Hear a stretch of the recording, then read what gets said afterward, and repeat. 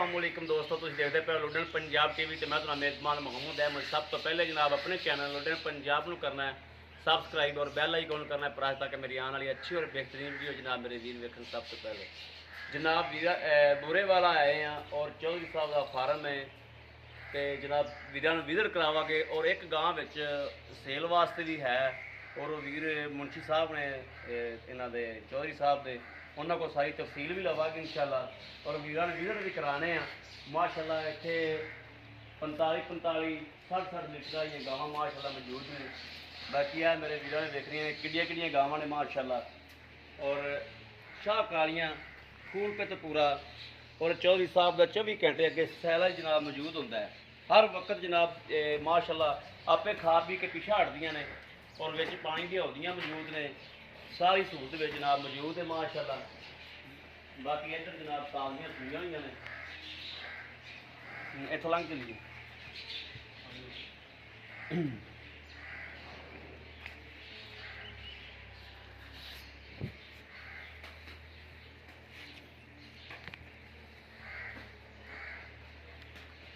जी अस्सलाम वालेकुम, केड़ी गां है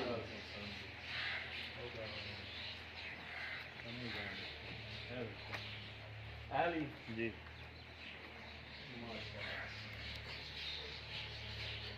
जी वो गां जा रही है किन्ना तो कर दी हूँ तो चोइयां हुई ने माशाल्लाह। जी जी बाकी सारियां नूं विखा दिओ जी।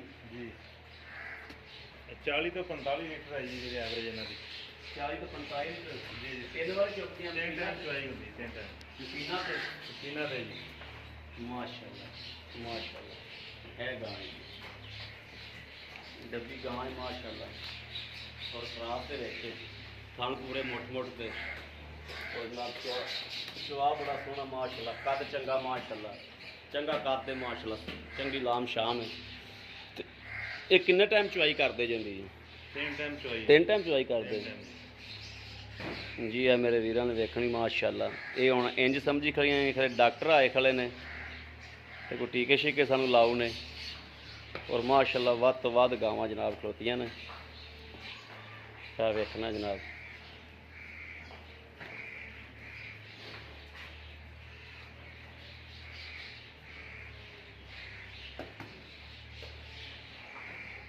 जनाब माशाल्लाह जानवर बड़े खूबसूरत सोहने जानवर ने माशाल्लाह।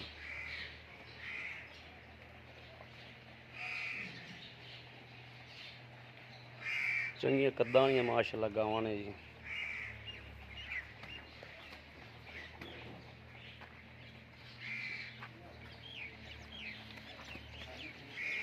माशाल्लाह आ गां है जी।